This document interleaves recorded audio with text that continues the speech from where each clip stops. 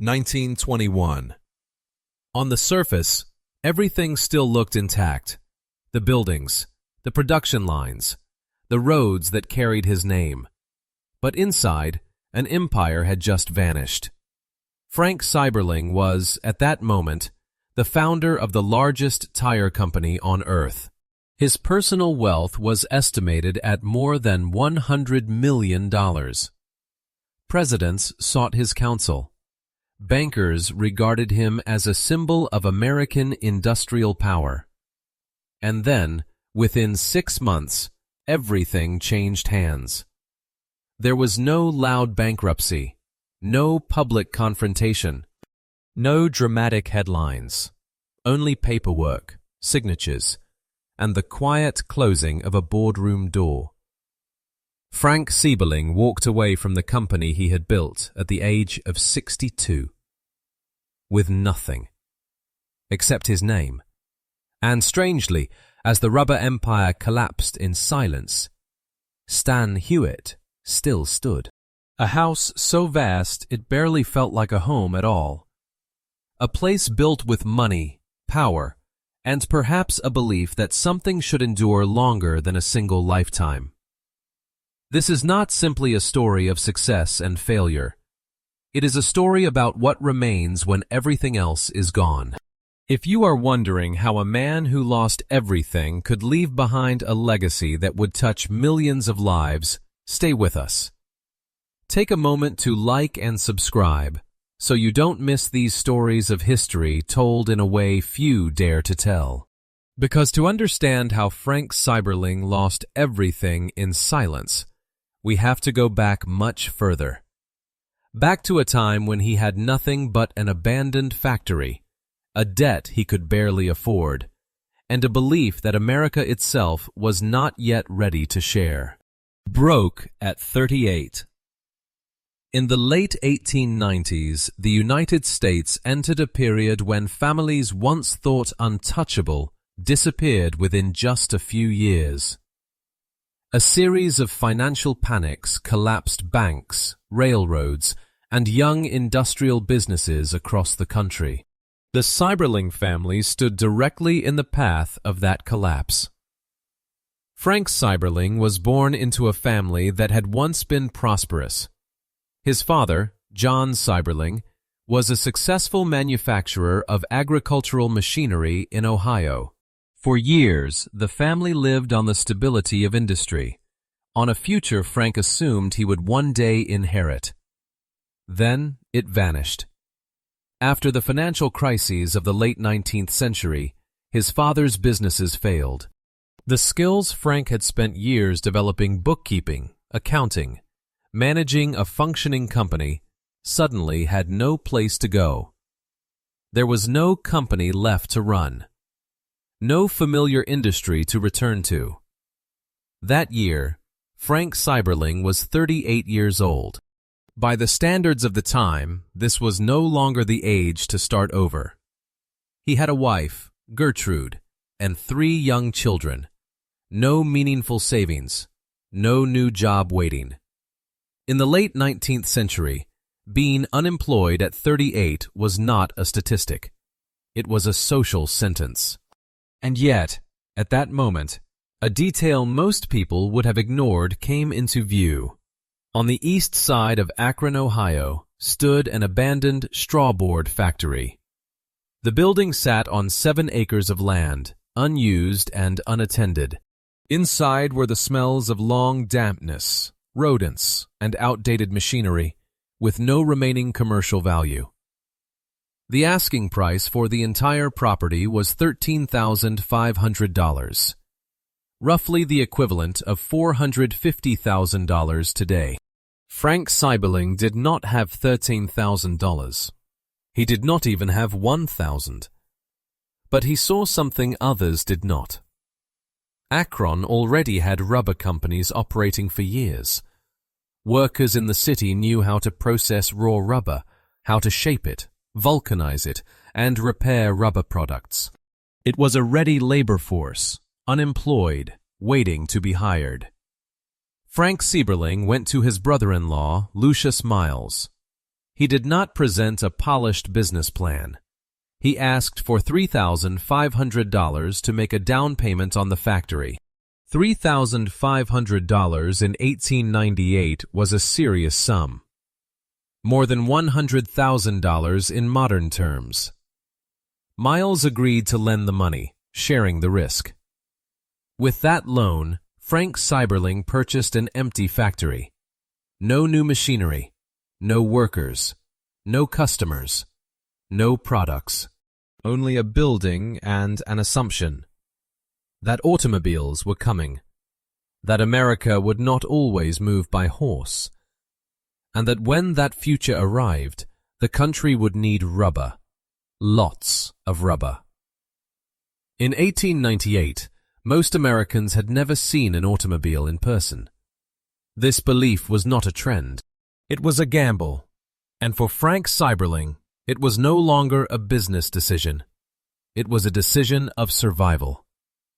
But what belief could convince a man nearing 40, with no capital and no new profession, to stake his entire family on a future America itself was not yet certain would exist? The Goodyear Gamble.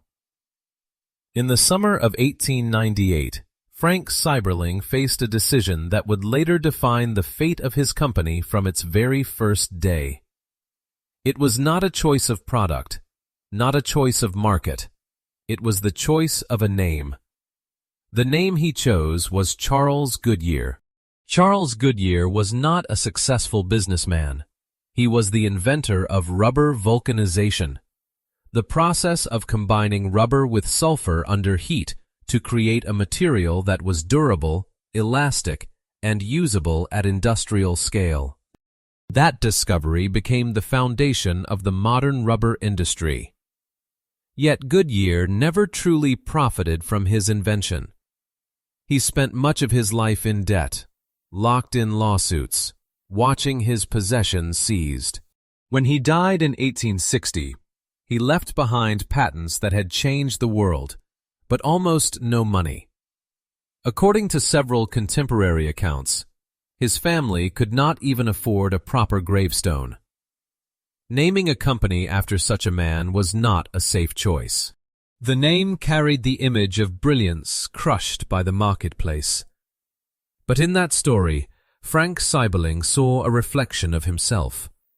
A man with an idea, a man without capital, and a man the market was not yet ready to reward. On August 29, 1898, Frank Seiberling and his brother Charles Seiberling officially incorporated the company. Frank was not its first president. That title went to an investor who contributed $30,000 in capital, nearly $1 million in today's value. Frank took the role of secretary and general manager, overseeing the company's daily operations. The company's first products were not automobile tires. In 1898, automobiles were still unfamiliar to most Americans. Instead, the factory produced bicycle tires, rubber tubes for horse-drawn carriages, and rubber pads fitted to horseshoes to prevent slipping. These were small products with thin margins, but they were enough to keep the factory running. Then the threat appeared almost immediately.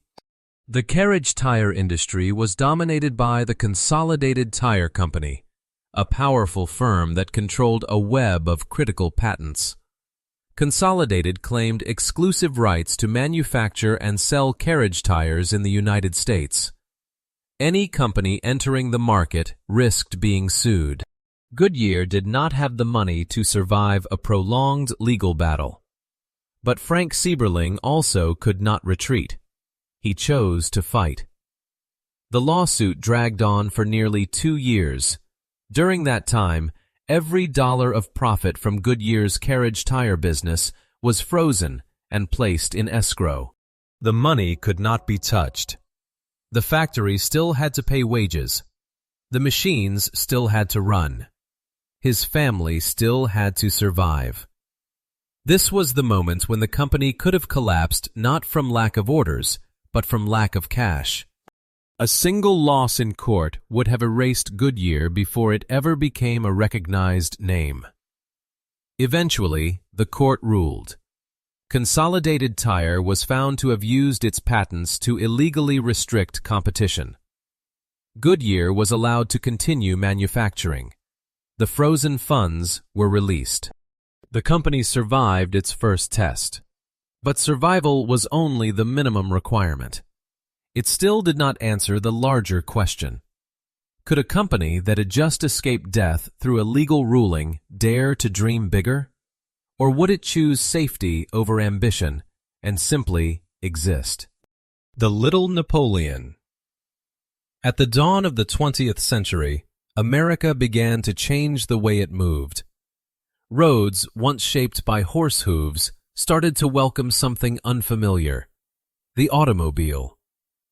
Frank Seiberling did not invent the car, but he was among the first to understand that if the automobile became the future of transportation, then tires would become the bloodstream of that entire system. In the early years, automobile tires were a constant frustration. Mounting and removal required specialized tools. A single puncture could end a journey. Drivers complained more than they enjoyed the ride. Frank Seiberling saw the problem before the market fully recognized it. In 1901, Goodyear introduced the straight-side tire. Unlike earlier designs, it used a braided steel wire bead to lock the tire securely to the rim. It was easier to remove, more durable, more stable on the road. This was not a minor improvement. It transformed the tire from a fragile nuisance into a dependable component. But product innovation alone was not enough. Frank Seiberling understood that to dominate an industry, he could not rely on hand craftsmanship. Manual production was slow, inconsistent, and expensive. To scale, Goodyear would have to change how the entire industry worked. In 1908, working alongside Chief Engineer William State, he introduced an automated tire building machine. Before this, a worker could produce only a limited number of tires per day. With the new machine, output increased more than tenfold. Costs fell sharply. Quality became uniform. By 1913, more than half of all tires manufactured in the United States were produced on machines based on this design. And it was at this moment that a decisive partnership formed. In Detroit, Henry Ford was preparing to launch the Model T, not a luxury vehicle for the wealthy, but a car for ordinary working Americans. To achieve that, Ford needed tires that were inexpensive, durable, and delivered on schedule in massive quantities. Goodyear could deliver all three. Beginning in 1908, Goodyear tires rolled off the assembly lines mounted on Model T automobiles. As Ford increased production, Goodyear expanded alongside him. The explosion of the automobile industry triggered an equally dramatic demand for rubber. But Frank Seiberling did not limit his vision to the road. When early flights proved that humans could leave the ground, Goodyear moved into aviation tires and rubberized fabrics for aircraft. Soon followed pneumatic truck tires, replacing the solid rubber tires that had exhausted drivers and damaged cargo on long hauls. If something required rubber to move, Goodyear intended to be there. Yet Seiberling's power did not reside solely within factory walls. He understood that an industrial empire could only endure if the people running it had stable lives. Akron's population was growing faster than its housing supply. Workers poured in, but places to live did not. Frank Seiberling personally financed the construction of Goodyear Heights for factory workers.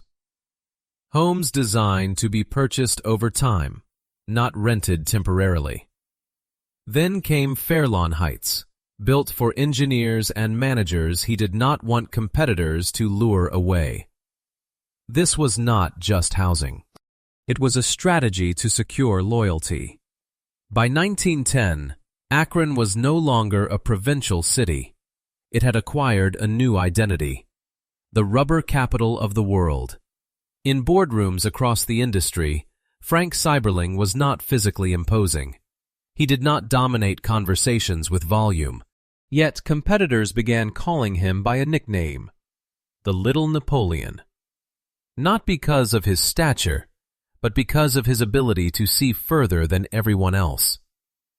Others made tires for the present. Frank Seiberling made tires for roads that did not yet exist. And when a man controls the technology, the market, the workforce, and an entire city that moves in sync with his vision, is that power enough? Or is he already reaching towards something even greater? Building Stan Highway. As Frank Seiberling's industrial power extended beyond the factory gates, a different question began to surface. Not how many more tires he could produce, but what would remain when those production lines eventually stopped. Around 1909, Frank Seiberling began purchasing land on the west side of Akron. At the time, the area was still farmland and rolling hills, far removed from industrial smoke and noise. Through a series of incremental acquisitions, the property gradually expanded into a large estate. Among these parcels was an unusual feature, an abandoned stone quarry. Its ground hollowed out, leaving a void that most developers would have tried to conceal or fill. Frank Seiberling did neither. He looked at the emptiness and treated it as a foundation. In 1912, Frank traveled to England with his wife Gertrude and architect Charles Schneider. The journey came at a time when America's elite favored French chateaux and Italian palazzos. But Seiberling was not searching for continental grandeur. They toured a number of historic English estates, particularly Tudor manor houses. Buildings that were not perfectly symmetrical, shaped by generations rather than a single plan, rooted deeply in the land around them. These homes were not designed to impress instantly. They were built to endure. That journey defined everything that followed. Upon returning to Ohio, Frank Seiberling named the future home Stan Hewitt, a term derived from Old English, meaning stone quarry or quarried stone. The name bound the house directly to the hollowed ground beneath it. The mansion was not placed on the highest hill. It rose from the very place where the earth had once been taken away. The design required nearly 3,000 detailed architectural drawings. Every wall, every window, every timber was planned in advance. The volume of materials was so great that a temporary railroad spur had to be constructed, allowing stone, timber, and steel to be delivered directly to the site. Construction began in 1912 and continued for 3 years. When completed, Stan Hewitt contained 65 rooms and approximately 64,000 square feet of space. It was larger than most luxury hotels in America at the time. The total cost of construction and furnishings reached into the millions of dollars by early 20th century standards, equivalent to tens of millions today. Yet the most significant detail had nothing to do with scale. Above the front entrance, Frank Seiberling had a Latin phrase carved into stone, "Non nobis solum," not for us alone. It was not a marketing slogan. It was placed where every visitor was forced to see it upon entry. In late 1915, the Seiberling family moved into Stan Highway, while portions of the work were still unfinished. The house became a lived space, filled with routine, conversation, and daily life behind its stone walls. Stan Highway was not built to prove how wealthy Frank Seiberling had become. It was built to express a different idea of power. But did Frank Seiberling's ambition truly end on land? Or was Stan Hewitt only the beginning of a vision that would reach far beyond what he had just constructed. Power and tragedy. By 1911, Frank Seiberling's ambition no longer stopped at the ground. If rubber could help people move faster across land, the next question was whether it could carry them across oceans through the air. That idea did not emerge in isolation. Only 8 years earlier, the Wright brothers' first powered flight had changed how humanity looked at the sky. Inventors, engineers, and financiers began to believe that air travel was not a fantasy, but the next inevitable step. Frank Seiberling chose to take part. In 1911, he financed a bold project known as the Akron Airship, intended to cross the Atlantic Ocean. Goodyear was responsible for producing the rubberized fabric envelope, an area the company was eager to develop. From a technical standpoint, the move made sense. From a risk standpoint, it was something entirely different. On the morning of July 2, 1912, in Atlantic City, New Jersey, thousands of people gathered along the beach and boardwalk. Estimates suggest as many as 20,000 spectators looked up at the sky. Among them were the wives of the crew members, standing beneath the sun, waiting for history to begin. The Akron lifted from the ground and moved out over the water. For the first few minutes, everything appeared to be proceeding as planned. Then, disaster struck. At an altitude of roughly 500 feet, a violent explosion tore through the airship. Hydrogen ignited. The envelope ruptured. Flames engulfed the control gondola. Burning debris fell toward the ocean as thousands watched in disbelief. The airship plunged into the shallow waters offshore. Every member of the crew was killed. There were no survivors. The exact cause of the explosion was never fully determined. Some reports suggested excessive hydrogen pressure ruptured the envelope. Others pointed to structural failure or electrical friction. The theories varied. The outcome did not. Ambition had collided with the limits of human life. In the aftermath, Goodyear halted all airship projects for many years. The company refocused on businesses that delivered reliable returns. The path to the sky was temporarily closed. And yet, the contradiction was unmistakable. While the Akron tragedy still haunted public memory, Frank Seiberling's rubber empire continued to expand. Just 2 years later, the First World War erupted in Europe and soon drew the United States into its machinery. War created an unprecedented demand for rubber. Military truck tires, aircraft tires, rubberized fabrics for observation balloons and military equipment. Goodyear became a critical industrial pillar of the wartime economy. By the end of the war, the company was producing thousands of tires each day. Revenue and workforce numbers rose to levels the company had never seen before. At this point, Frank Seiberling's power was no longer that of a manufacturer alone. It was tied directly to the fate of a wartime economy. For the first time, Frank Seiberling's ambition did not fall onto balance sheets. It fell into the sea. And when the war ended, when military orders disappeared, could an empire built in wartime survive in peace? Or would that very success become the seed of an even greater collapse waiting just ahead?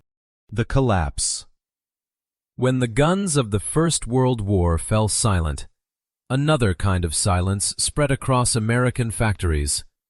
Military orders disappeared. Emergency contracts ended. The urgency that had driven wartime production evaporated. In 1920, the United States entered a brief but severe economic downturn. Consumer demand collapsed. Inventories piled up. Companies that had expanded to their limits during the war suddenly felt the true weight of their own size. Goodyear was among them. During the war years, The company had taken on massive debt to expand plants, secure raw materials, and increase capacity. When the war ended, those debts did not vanish with the contracts. They remained, with real interest rates and unforgiving repayment schedules. Goodyear's revenue fell sharply in a matter of months. From more than $200 million annually at the wartime peak, sales dropped to nearly half that figure. Financial reports from the early 1920s show losses measured in the millions, equivalent to tens of millions of dollars today. The stock market reacted immediately. Goodyear's preferred shares, once trading at $100 per share, fell to around $20. Common stock, which had sold for more than $130, collapsed to nearly worthless levels.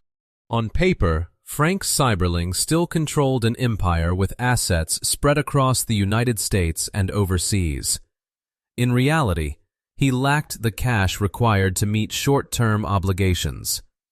This was the paradox of scale, not a shortage of assets, a shortage of liquidity. Banks began to intervene. In 1920 and 1921, a consortium of New York banks and financial institutions moved to restructure Goodyear's debt. In exchange, they demanded deeper control over the company. Goodyear would be saved, but ownership would change. During negotiations, Frank Seiberling was asked to remain. As an executive or symbolic figure, he could help reassure markets and employees alike. The founder's presence still carried weight. Frank Seiberling refused. He would not run a company he no longer controlled. He would not sign decisions imposed by others. He would not stay to occupy a ceremonial seat. In 1921, Frank Seiberling walked away from Goodyear. After 23 years of building it from nothing, he left at the age of 62. He lost the company, but he kept his honor. Some men sell their souls to remain in power. Frank Seiberling chose to walk away. And when a 62-year-old man steps out of the empire he built with his own hands, with no power, no liquid assets, and no official position, what, if anything, does he still have left to begin again? Starting over. In 1921, Frank Seiberling walked away from the company he had spent 23 years building. He was 62 years old. He no longer held control. He had no significant liquid assets, and he no longer occupied any official position in the industry he once dominated. Yet there was one thing no bank could seize: reputation. Years earlier, Frank Seiberling had helped a friend named Edgar Davis. When Davis was facing financial difficulty, Seiberling loaned him $57,000. At early 20th century values, that sum equaled more than $1 million today. Davis later moved to Texas, entered the oil business, and became wealthy. When Frank Seiberling lost everything, Davis remembered the debt. In late 1921, Davis provided Frank and his brother Charles Seiberling with approximately $500,000 in capital, an enormous sum in the aftermath of the economic downturn. Enough to begin again, not enough to fail. Frank Seiberling chose to purchase the Portage Rubber Company in Barberton, Ohio. A factory roughly 10 years old, neither modern nor glamorous, but technically sound. On November 21, 1921, the Seiberling Rubber Company was officially formed. The company began with roughly 200 employees, not tens of thousands as at Goodyear. No advantage of scale, no privileged market position. Then something unexpected happened. Many workers who had once worked under Frank at Goodyear returned, not because the wages were higher, but because they trusted the man behind the factory. At dinner gatherings at Stan Hewitt, Frank Seiberling told his associates that he wanted the name Seiberling on rubber to mean what the word sterling meant on silver. Not the largest, but the most reliable. That strategy quickly showed results. Seiberling rubber focused on tires for trucks, buses, tractors, and heavy machinery. Segments where durability and trust mattered more than flashy advertising. The company introduced technical improvements such as sawtooth tread patterns and heat venting systems designed to extend tire life. Within 6 years, Seiberling rubber rose from beyond 300th place in the industry to rank among the 7 largest tire manufacturers in the United States. A leap few young companies of the era ever achieved. The company's slogan appeared in advertisements and on packaging, "A name you can trust in rubber." Frank Seiberling gradually stepped back from daily operations. His son, J. Penfield Seiberling, assumed leadership. Frank remained chairman until retiring in 1950, at the age of 90. After decades of operation, Seiberling rubber was eventually sold to Firestone in 1965 for more than $30 million. The Seiberling name slowly disappeared from American roadways, but Frank Seiberling's story does not end there. Not everyone gets a second chance. And Frank Seiberling's greatest legacy was not found in rubber. So if it was not tires, what was the true legacy he left behind?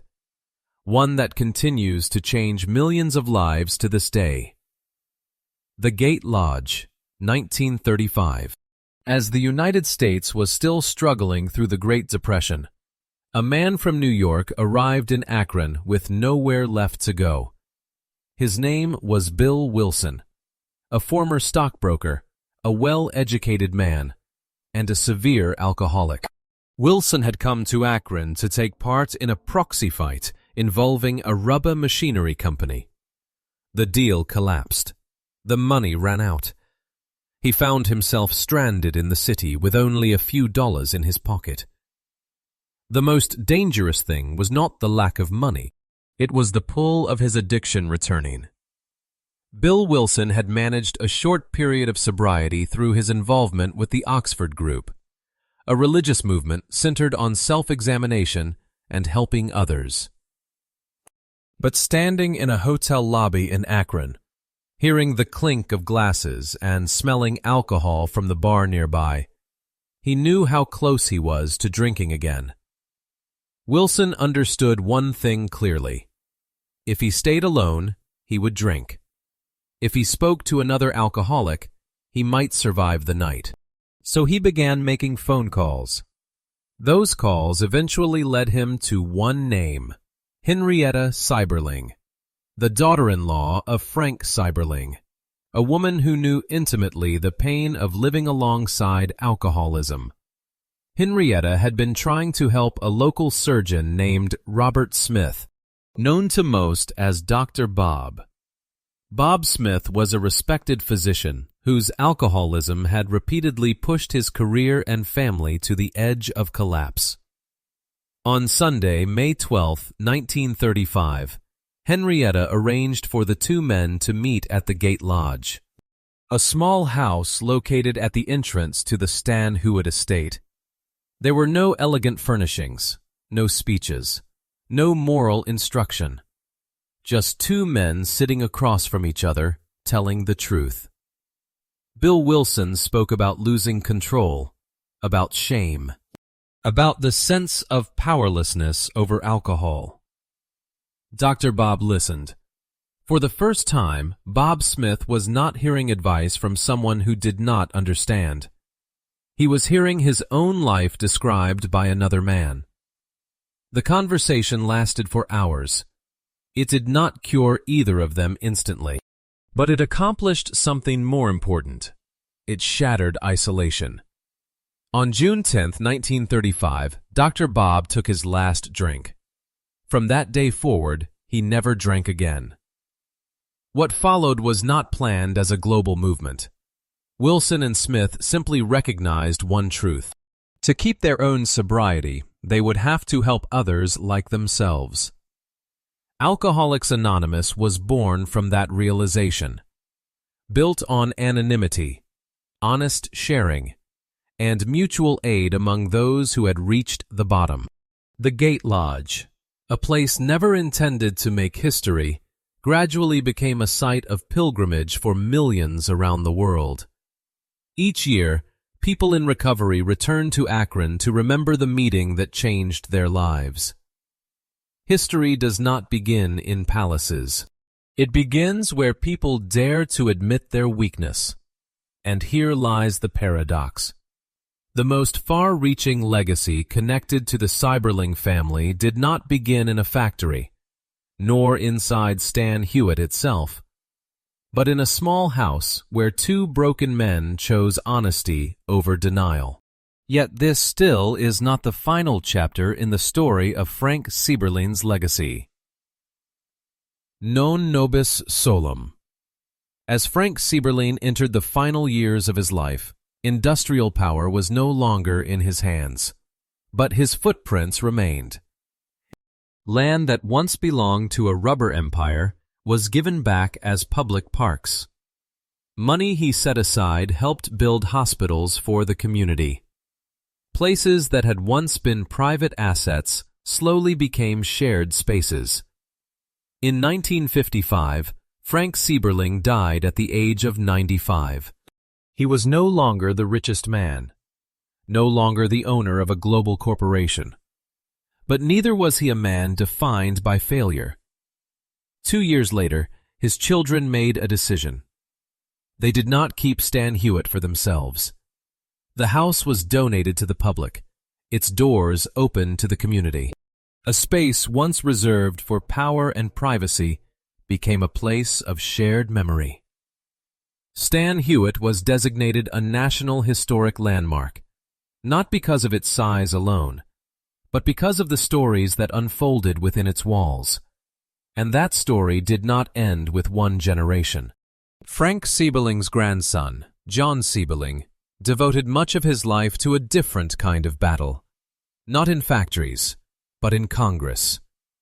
He played a central role in protecting more than 100 million acres of natural land across the United States, one of the largest environmental legacies in the nation's history. The Latin phrase carved above the entrance of Stan Hewitt still remains, non nobis solum, not for us alone. Frank Seiberling did not leave behind an empire. He left a space, a place where the most important things could happen. And perhaps that is the question this story leaves us with today. When power, wealth, and reputation can vanish within a single generation, what truly remains in the end? If you are drawn to stories about grand houses, the people who built them, and the invisible legacies hidden behind history's polished surfaces, the videos appearing on your screen will take you even deeper into that world, with perspectives that may surprise you. Take a moment to like, subscribe, and leave a comment sharing your thoughts on the legacy Frank Seiberling left behind. Thank you for staying until the end of this story. Until the next journey.